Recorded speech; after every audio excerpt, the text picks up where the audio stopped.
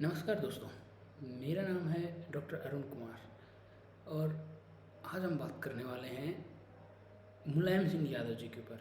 Actually बात यह है कि कल मैंने एक स्टेटस डाला व्हाट्सएप के ऊपर, एक सिंपल स्टेटस जिसमें मैंने कहा कि जातिवादी राजनीति के प्रणेता, तुष्टीकरण की राजनीति के जनक और मायावती को गेस्ट हाउस के अंदर कैद करने वाले महान समाजवादी नेता को, जो कि मुलायम सिंह यादव हैं, उनकी पुण्यतिथि पर शत शत नमन। इस बात में मुझे नहीं लगता कि मैंने कुछ गलत कहा है, कुछ फैक्ट्स को टेढ़ा मेढ़ा करके कहा है। बात जो भी थी बिल्कुल फैक्ट्स बेस्ड थी और पब्लिक डोमेन में अवेलेबल भी है। इस स्टेटस के बाद मेरे कुछ जानकार में, जो मेरे सर्किल में हैं, या फिर कुछ समाज के लोगों ने भी मुझसे अप्रोच किया और मेरे ऊपर हंसे कि जिन लोगों ने जाति शुरू करी उन लोगों के मुँह से ये सब अच्छा नहीं लगता। अरे भाई जाति जिसने शुरू करी होगी वो आज से पता नहीं कितने हज़ारों साल पहले जा चुका है, और जाति किसने शुरू करी, खैर ये तो नहीं पता, मगर हाँ, कम से कम अगर आपको जाति से समस्या है तो आप जाति को छोड़ दें।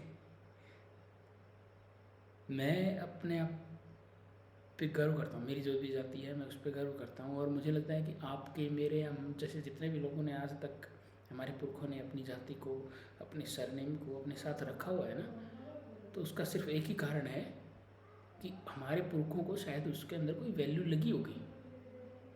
फिर भी चॉइस इज योर्स। मैं आपको वही सलाह दूंगा कि अगर आपको नहीं पसंद आप छोड़ सकते हैं।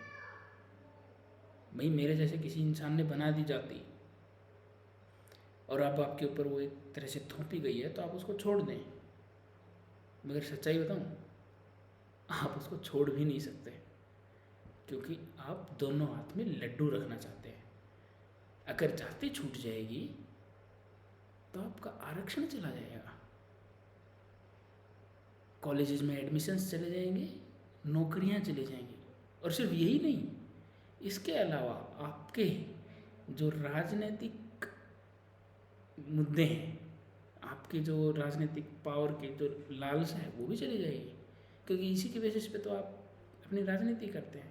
ब्राह्मण बेसिंग करके और प्रकास्ट की बेसिंग करके बार बार गालियाँ दे के उन लोगों को, आपको और कुछ तो मिलना है नहीं।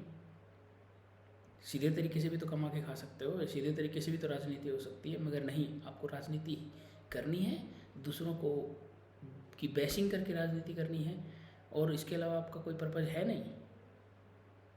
फिर भी मेरी एक सलाह है आपको, अगर आप जेन्युइनली मानते हैं कि जाति आपको एक तरह से, हम जैसे लोगों ने जाति बना दी और आपको उसका बोझ लग रहा है, तो आप उसको छोड़ सकते हैं। बहुत से देश में मिशनरीज़ के प्रोग्राम चल रहे हैं, बहुत से इस्लाम के प्रोग्राम्स चल रहे हैं, आप किसी भी प्रोग्राम के थ्रू अपना कन्वर्जन तक कर सकते हैं। बहुत सारे लोगों ने किया है, आप देखिए उठा के। और हाँ, मैं उन धर्मों का काफ़ी सम्मान करता हूँ, उन धर्मों में बहुत अच्छी अच्छी बातें हैं, आपको कोई कमियाँ नहीं लगेंगी, उनमें तो जाति पाति होती भी नहीं है। बुद्धिस्टों में भी, मुस्लिम्स में भी, ईसाइयों में भी, उनमें कोई भेदभाव नहीं होता। अगर आपको लगता है ना, तो आप एक बार जो ऑलरेडी कन्वर्ट हुए उनसे पूछें, उनका बहुत सम्मान हो रहा है वहाँ पे। सारी कमियाँ जो हैं वो सनातन धर्म में है, और हम जैसे लोगों ने जो सनातन धर्म के नियम बनाए हैं, मनुस्मृति जैसी किताबें लिखी हैं, उन्हीं के कारण है सारी समस्याएं। देश दुनिया के जो 56-57 के लगभग इस्लामिक देश हैं, उनमें सारी की सारी अच्छी बातें हैं, पूरी तरह लोकतंत्र निभाया जा रहा है। ऐसे ही क्रिश्चियन देश हैं जितने भी, उनमें भी बहुत सारा अच्छा लोकतंत्र निभाया जा रहा है। वहाँ के अपर कास्ट लोग जो हैं वो बहुत अच्छे हैं, उन लोगों ने बहुत अच्छा प्रोग्रेस किया है वहाँ पे। जो कमियाँ हैं वो सिर्फ हिंदुस्तान के अंदर अपर कास्ट ने लोअर कास्ट के ऊपर थोप रखी हैं। SC ST OBC ये देश के 85% से ज़्यादा होने के बावजूद भी केवल 15% लोगों से दबे हुए हैं, दबे कुचले हैं। ये इस बात का मैं आपका समर्थन करता हूँ इस बात से। और जातिगत जनगणना भी आप करवाएं, क्योंकि आपकी जो फिलोसफी है, आप जिस पार्टी को फॉलो करते हैं, उसकी फिलोसफी भी यही कहती है, आप डेफिनेटली करवाएं। और हाँ, भूलना मत, जाति को छोड़ दें।